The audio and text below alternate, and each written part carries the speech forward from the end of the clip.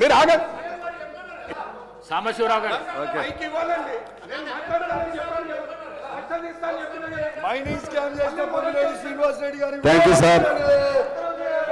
Mining scam చేసిన పొంగులేటి శ్రీనివాస్ ఈ రెడ్డి సభ ఆర్డర్లో లేకపోవటం వలన మాట్లాడాలంటే కూడా కొద్దిగా ఇబ్బందిగా ఉంది. అయినా మీరు స్పీకర్గా ఆదేశించారు కాబట్టి నేను మాట్లాడాలని భావిస్తా ఉన్నాను.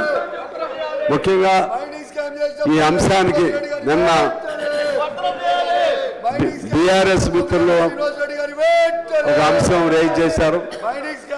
దానికి ముఖ్యమంత్రి గారు గత 10 సంవత్సరాల నుంచి జరిగినటువంటి అనేక స్కాండల్స్ పైన వారు సిబిసిఐడి ద్వారా విచారణ చేపిస్తామని చెప్పడం జరిగింది అధ్యక్ష.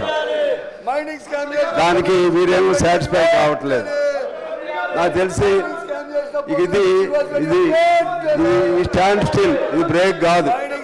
వీళ్ళు ఇది కోరుతా ఉంటారు, గవర్నమెంట్ నిర్ణయం చేసింది.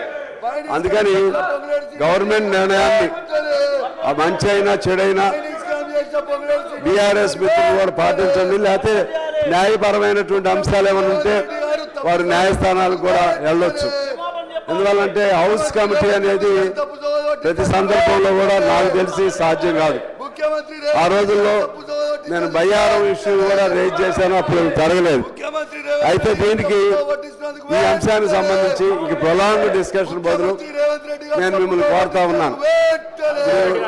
అనేక సందర్భాల్లో సభ్యుల్ని ఆర్డర్ తీసుకురావడం కోసం వాళ్ళు విననప్పుడు సస్పెండ్ చేయవచ్చు.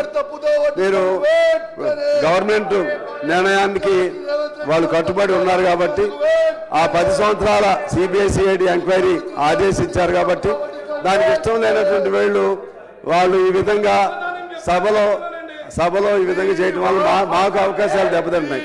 అందుకని మీరు సస్పెన్షన్ అనేది ప్రజాస్వామ్య ప్రక్రియలో తప్పేం కాదు. వారిని సస్పెండ్ చేయమని నేను కోరుతా ఉన్నాను అధ్యక్ష.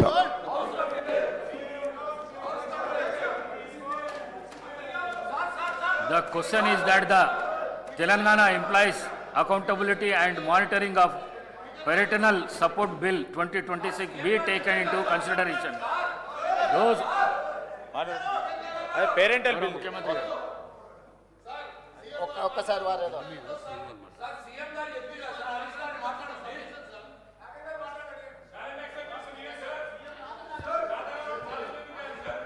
సార్ హౌస్ ఆర్డర్లో లేదని ఇక్కడ బీజేపీ సభ్యులు కానీ మన